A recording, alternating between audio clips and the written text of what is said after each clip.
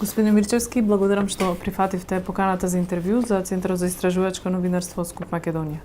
На почетокот да ве запрашам во каква состојба ја затекнавте службата за општи заеднички работи и дали направивте некој скрининг во однос на документацијата и во однос на движните и недвижните ствари во институција? Благодарам на поканата да учествувам во едно интервју за вашиот медиум. Јас сакам да потенцирам дека на оваа функција сум 40 дена. Ние што можевме, покушавме да направиме некое првично видување на ситуацијата во службата. Да е на работа, сакам да напоменам дека службата има голем обем на работа и голем исто така ингеренции во однос на надлежностите кои ги имаме како служба. Покушавме да направиме некое видување. Јас кога дојдов на почетокот, прво што направив е спроведуваме кој е во тек вонреден попис на целиот имот на службата. Пописот е некаде сме на средина, трае веќе месец дена, ќе трае претпоставувам 40 дена, да направиме еден пресек, да видиме што сме, кај сме, она што го поседувала службата, да видиме дали се уште е тука и кога ќе заврши пописот ќе излеземе со една официјална информација што и како е состојбата. Не би сакал да прejudicирам за никакви работи, ќе видиме кога ќе службите кога ќе завршат таа работа. Сакам да напоменам дека службата има обврски кои треба да ги плати со останати обврски од претходниот период. Бараме начин тоа да го сервисираме што е можно побрзо.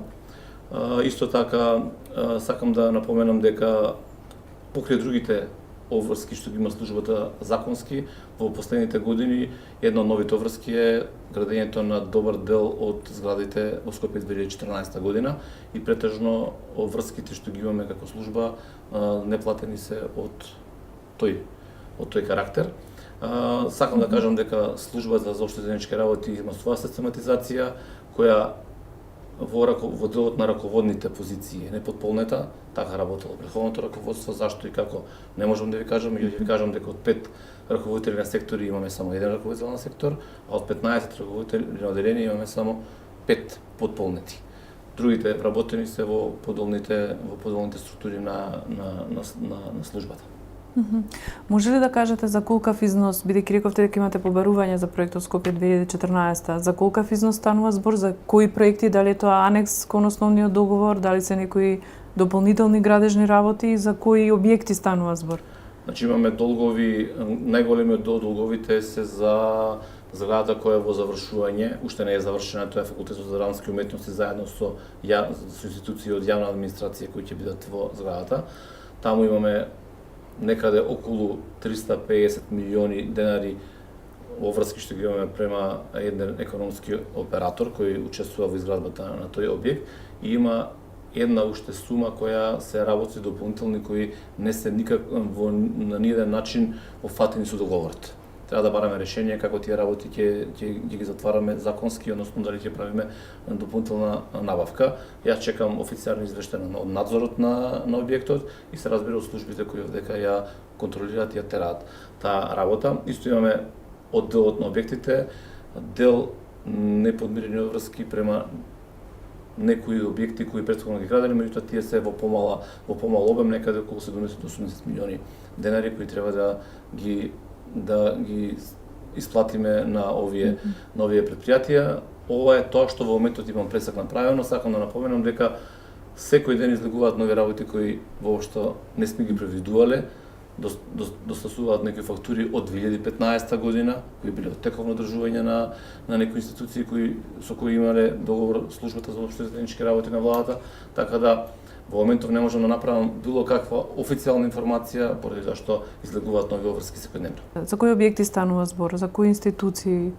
Значи ја ви кажам, тоа се претежно ви кажав едниот објект кој е од Скопје 2014, за неколку имам времени ситуации, за неколку објекти што претходно ги работеле, како завршни ситуации, дополнителни работи, а претежно оние објекти, претежно долгот за одржување и сервисирање се за објекти кои се во надлежност на владата на Република, односно на службата за општи заеднички работи, за одржување на Македонската радио и телевизија, за одржување на Нова Македонија. Тоа се договори кои службата годишно ги исклучува со некои од економските оператори во делот на одржување, сервисирање на таковото функционирање на зградите што подлежат по службата. Добро, во ред меѓутоа, дали е логично во 2017 да стигне фактура од 2015? Не е логично, меѓутоа тоа е фактичката ситуација со која се соочуваме денеска.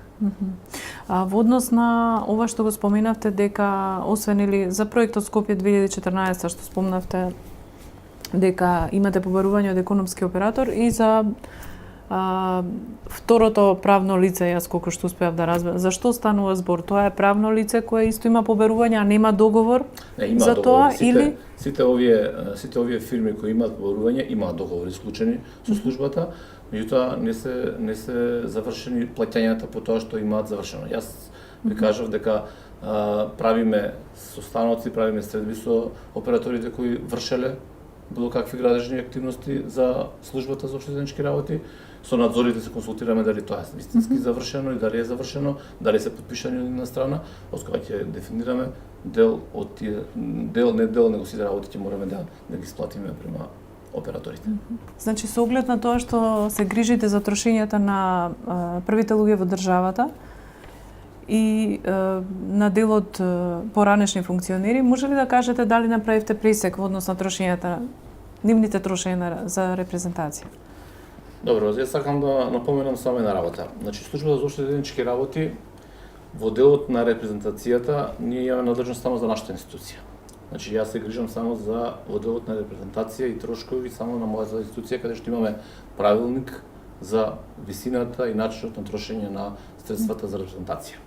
Сакам да напоменам дека службата за општи заеднички работи по своја надлежност ги има бифето во владата, бифето во Собранието на Република Македонија, клубот на пратеници и исто така под моја надлежност се вилата каде што работи и престојува претседателот на државата и вилата каде што престојува и работи премиерот на Република Македонија и резиденцијалните вили кои се наоѓаат во Охрид, двете на претседателот на премиерот и вилата во Дојран. Сите набавки што одат за функционирање непречено на овие институции се во надлежност на службата за општи заеднички работи и сите тековни набавки кои одат годишно се преку службата за општи заеднички работи. Во сите овие институции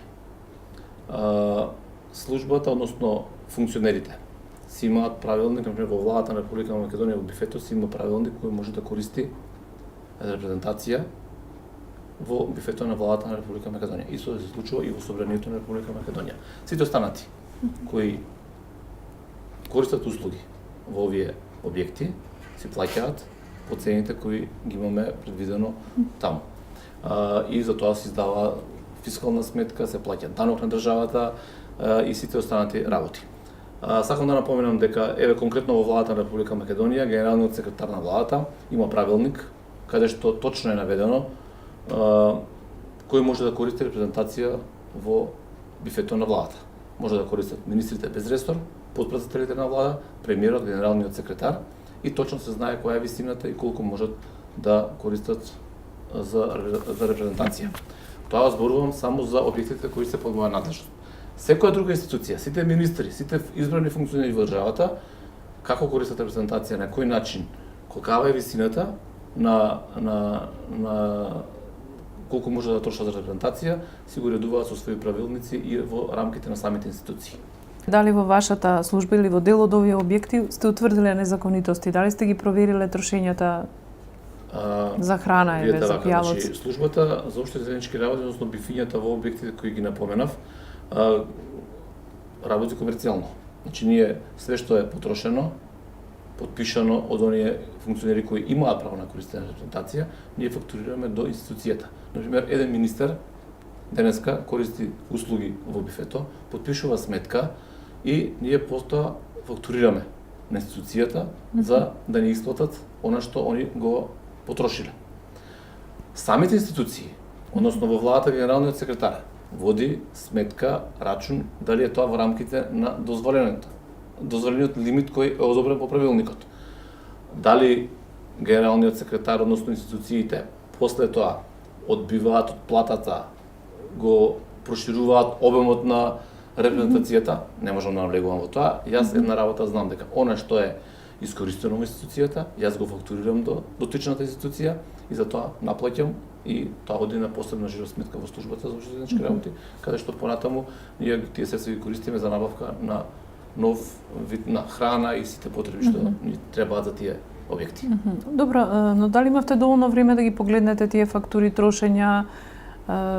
Има многу нелогичности, има многу големи сметки, меѓутоа за тие работи јас можам да ви дадам конкретно ако имате прашање за која институција и за кој министер, ќе ви скопирам дел од сметките да ги видите, меѓутоа најдобро е да се обратите до генералниот секретар во владата за оние што ви кажав дека е он надлежен или до самите институции да добиете тоа што ви интересира.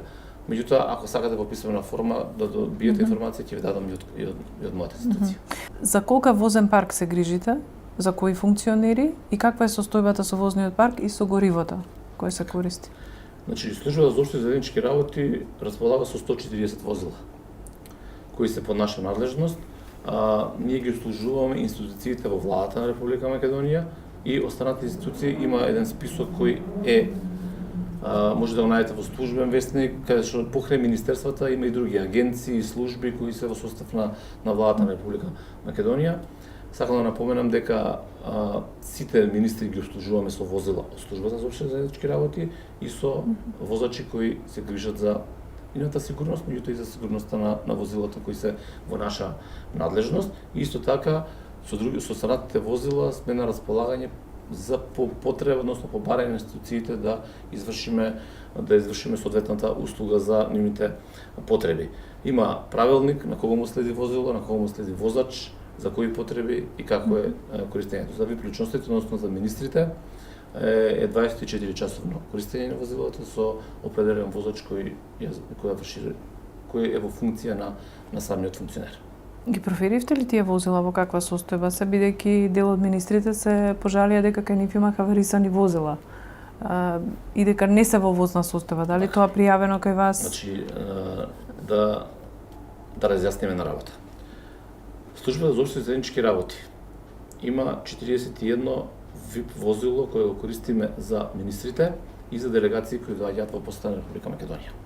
Сите тие возила се поприлично нови, 2 години се стари, тие се на оперативен лизинг од Порше Македонија и они се грижат за сигурноста, за редовното сервисирање на тие возила и тие возила се во перфектна состојба.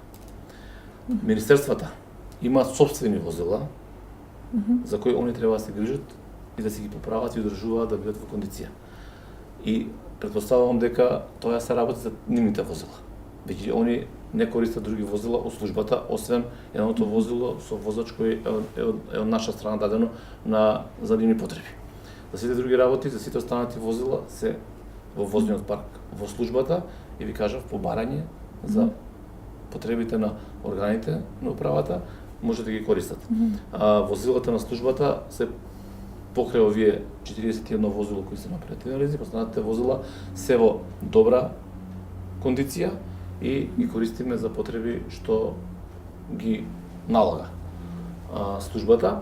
Исто така сакам да напоменам дека со моето доаѓање на функцијата сите возила ги повлеков во гражата и од поново дадовме овластување за користење на возилата на оние каде што треба, оние што треба да ги користат. Исто така ги укинавме зелените картони на возилата за да не може да се патува надвор од државата, освен по потреба и со потпишување на овластување за излез во одреден период надвор од државата. Зашто имавме во претходниот период многу пати да гледаме возила да користат дел од функционерите за приватни цели, за зимски патувања, за летни патувања и останати работи.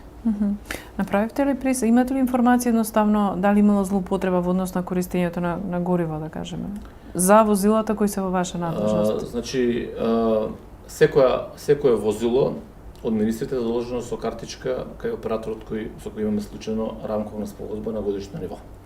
Годишната потрошувачка на гориво, договорот за потрошувачка на гориво е некаде околу 14 милиони денари на годишно ниво и се движиме во таа рамка на искористување. Тука станува збор за сите возила на министрите и за останатите возила кои ги имаме во возниот парк на службата.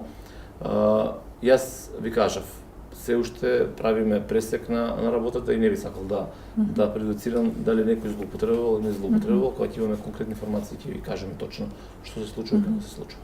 Околу владиниот авион, претпоставувам, тоа е во ваша надлежност. Во каква состојба се наоѓа? Значи, владиниот авион е во надлежност на службата за општи заеднички работи и можам да кажам дека се наоѓа во перфектна состојба. Авионот не бил користен во претходните 2 години, меѓутоа бил одржуван и бил максимално оперативно држан во кондиција за да може да одговори на потребите. Зашто не се во претходниот период не го користеле авионот, не можам да кажам, меѓутоа откога е дојдена новата влада и премиерот Заев и претседателот на собранието Талат Джафери во понова време и претседателот на државата почна да користи авиончето, така да се користи, веќе има неколку летови направено за потребите на премиерот, претседателот на државата и на претседателот на собранието. Иначе за користење на авиончето има посебен правилник, посебна уредба каде што точно се знае кој може да го користи, како да го користи и за потребите претежно на овие тројца функционери кои ги наведов, меѓутоа може да го користат и министрите во владата на Република Македонија и сакам да напоменам дека покрај овие тројца кои го користат бесплатно, сите останати министри си плаќаат за користење на авиончето. Има тарифа која е донесена на седница на влада на Република Македонија и ние го фактурираме тоа до институциите кои сакаат да го користат. Колкави се цените? Дали се тоа пазарни цени? Дали може да Значи, еден час летење со авиончето е 2100 евра.